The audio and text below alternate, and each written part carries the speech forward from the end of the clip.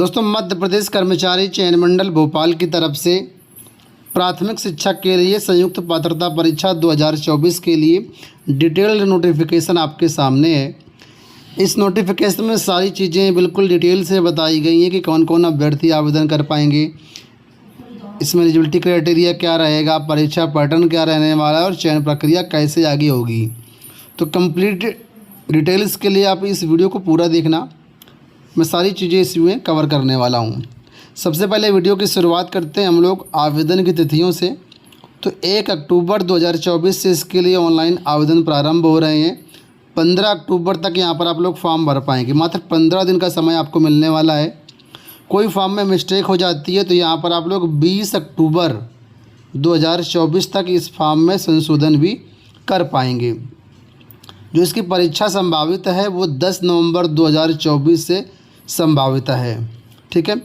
आवेदन करने के लिए जो यहाँ पर परीक्षा शुल्क रहने वाला है वो अनरिजर्व कैटेगरी के छात्रों के लिए 500 रुपये है, और जो मध्य प्रदेश के मूल निवासी हैं जैसे कि SC, ST, OBC, EWS या दिव्यांग अभ्यर्थी उनके लिए 250 रुपये रहेगा।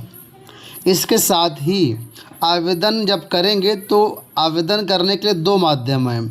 एक है MP ऑनलाइन और दूसरा है यहाँ पर रजिस्टर्ड सिटीजन यूजर। तो दोनों के लिए पोर्टल शुल्क अलग अलग लगेगा। आप जिस भी पोर्टल का चुनाव करेंगे उस हिसाब से यहाँ पर आपको अतिरिक्त शुल्क देना होगा।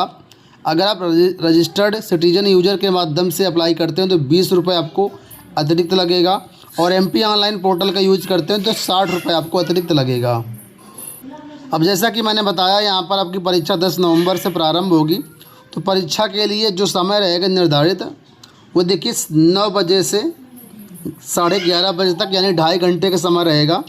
और दूसरी पाली का जो समय रहेगा वो 2:30 बजे से 5 बजे तक, यानी कि 2.5 घंटे का समय रहेगा। अब इस परीक्षा में क्या क्या आएगा, क्या क्या चीज़ें आपको पढ़नी है, सिलेबस क्या रहेगा, इस सारी जानकारी भी इसी वीडियो के माध्यम से बता रहा हूँ। तो आप अंत तक वीडियो को देखना बिना स्किप किए हुए।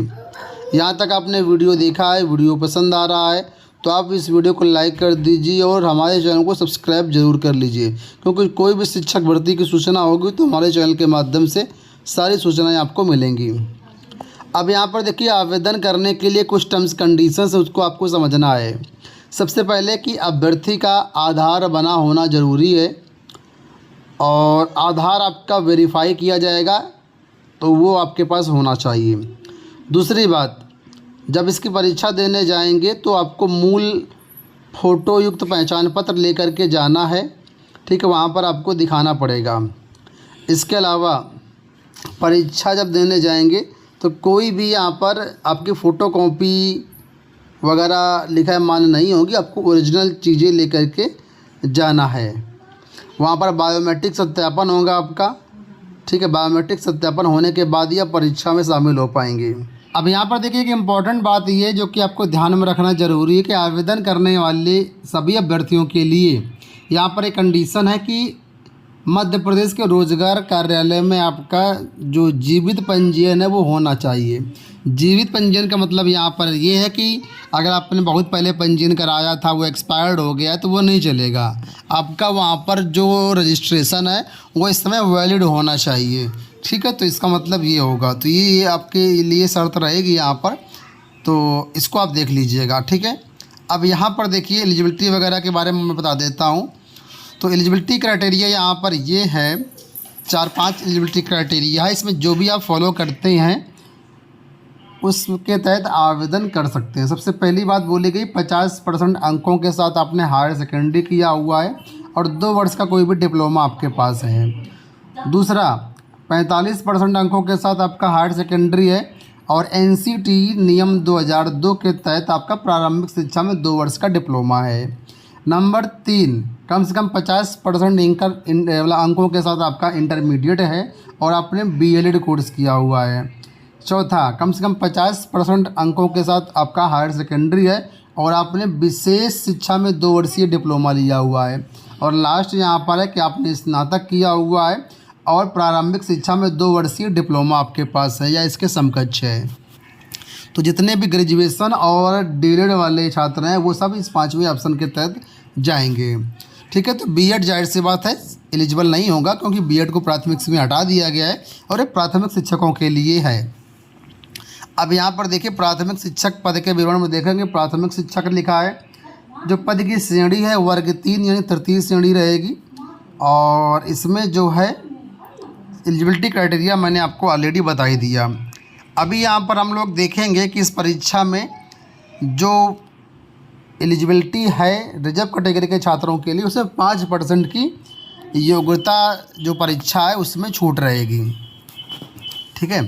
अब यहाँ पर देखिए इस परीक्षा में क्वालिफाई होने के लिए आपको कम से कम 60% अंक लाने होंगे, और जो रिजर्व कैटेगरी के छात्र हैं उनको यहाँ पर 50% अंक परीक्षा में लाने होंगे, तो वो यहाँ पर क्वालिफाई माने जाएंगे।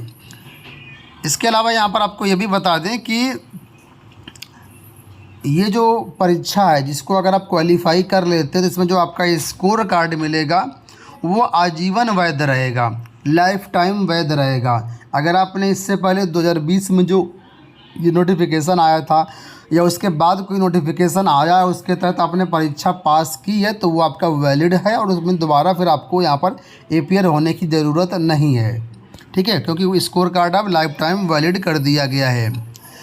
आपको बता दें ये जो परीक्षा है वो सिर्फ एक पात्रता परीक्षा है। इस परीक्षा के आधार पर कोई भी नौकरी आपको नहीं मिलेगी, लेकिन आने वाले समय में जो भी शिक्षक भर्ती आएगी उसमें वही लोग आवेदन कर पाएंगे जो इस शिक्षक पात्रता परीक्षा को क्वालिफाई कर पाएंगे, यानी कि जनरल कैटेगरी के छात्रों के लिए कम से कम 60% नंबर लेकर के आएंगे। ठीक है। अब यहाँ पर एक चीज़ और आपको बता दूं कि इस परीक्षा में बहुत से ऐसे छात्र हैं जो अपीयरिंग में होंगे, जैसे कि डीएलएड सेकेंड ईयर में हैं, तो वो लोग क्या करें, या बीएड आपका लास्ट ईयर चल रहा है तो इसमें आप एलिजिबल हैं। लिखा हुआ देखिए कि शिक्षक पात्रता परीक्षा में जो भी आवेदक हैं, अगर आप व्यावसायिक योग्यता अर्जित करने के अंतिम वर्ष में हैं तो इस परीक्षा में बैठने के लिए आप पात्र हैं। लेकिन यहाँ पर ये बोला गया कि जब इस शिक्षक भर्ती का नोटिफिकेशन आएगा उस नोटिफिकेशन की डेट को आपके पास निर्धारित योग्यता होनी चाहिए। अब यहाँ पर एक प्रश्न ये भी बनता है कि भले हम सेकेंड ईयर में नहीं हैं, ठीक है, सेकेंड ईयर में नहीं है, लेकिन मान लीजिए 2 साल बाद भर्ती का विज्ञापन आता है तो 2 साल बाद हम एलिजिबिलिटी हासिल कर लेते हैं, तो क्या इसमें हम एलिजिबल हो पाएंगे? तो इसमें नीचे बताया गया है कि अगर आप व्यावसायिक जो योग्यता है इसके अंतिम वर्ष में अध्ययन नहीं कर रहे हैं तो परीक्षा में बैठने की आपकी अनुमति नहीं रहेगी। कहने का मतलब अंतिम वर्ष में अगर आप अध्ययन कर रहे हैं तो आप इस परीक्षा में बैठ सकते हैं। ठीक है। अब यहाँ पर देखिए आगे परीक्षा के बारे में बताया गया है और आपकी जो भर्ती होगी उसके बारे में बताया गया है। जैसा कि मैंने बताया ये सिर्फ एक पात्रता परीक्षा है। इसके बाद जो भर्ती यहाँ पर आएगी, ठीक है, जो कि अलग आयोग द्वारा आयोजित की जाएगी, ये नोटिफिकेशन आएगा, उसमें बोला गया कि न्यूनतम वेतन आपको यहाँ पर 25,300 रुपये मिलेगा, प्लस महंगाई भत्ता आपको अलग से मिलेगा।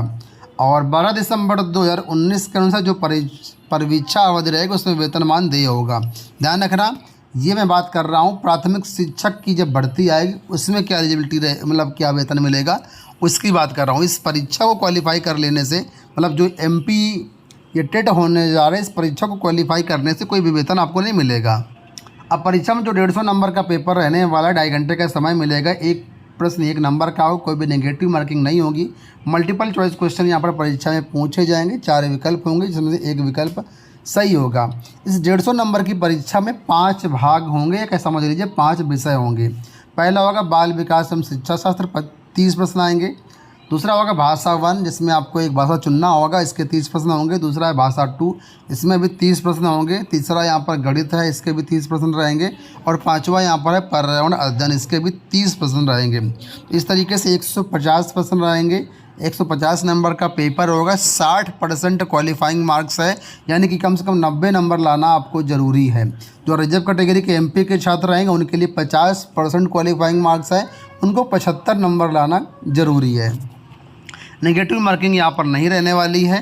ठीक है। अब इसमें जो सिलेबस रहेगा क्या क्या रहेगा, तो यहाँ पर देखिए ये विस्तृत पाठ्यक्रम यहाँ पर दिया गया है बाल विकास का, इसके बाद यहाँ पर भाषा 1 का, भाषा 2 का, इसके बाद यहाँ पर गणित का, EVS का, सारा सिलेबस डिटेल से दिया गया है। तो इसको आप यहाँ पर एक बार देख लीजिएगा और इसके अनुसार ही अपनी आप लोग तैयारी करिएगा। अब बात कर लेते हैं इसका फॉर्म कैसे भरेंगे। तो फॉर्म भरने के लिए यहाँ पर देखिए बोला गया है कि आपको MP ऑनलाइन की वेबसाइट पर जाना है। यहाँ पर सिटीजन सर्विसेज का ऑप्शन आपको मिलेगा, वहाँ पर जा कर के एप्लीकेशन पर क्लिक करेंगे तो ESB का लिंक मिल जाएगा और इसके बाद आप वहाँ पर ESB की वेबसाइट जा कर के इस फॉर्म को भर सकते हैं। किसी भी प्रकार की जानकारी के लिए या फॉर्म भरने के लिए आप लोग esb.gov.in पर भी जा सकते हैं। यहाँ पर भी आपको लिंक मिल जाएगा, यहाँ से भी जा करके आप अपने फॉर्म को कंप्लीट कर पाएंगे। अब आप लोग एलिजिबिलिटी क्राइटेरिया हो गए, सारी चीज़ें हो गई। आयु सीमा के बारे में जानना चाह रहे होंगे तो यहाँ पर देखिए बताया गया है कि कम से कम आपकी एज 21 वर्ष होनी चाहिए और अधिकतम एज डिसाइड होगी जब इसका नोटिफिकेशन आएगा। उस समय जो भी नियम शर्तें होंगी उस हिसाब से यहाँ पर सारी चीज़ें होंगी। तो कम से कम अगर आप 21 वर्ष आपकी एज हो चुकी है तो यहाँ पर आप लोग फॉर्म भर सकते हैं। ठीक है, तो उम्मीद करेंगे वीडियो आपको पसंद आया होगा। इस वीडियो में इतना ही।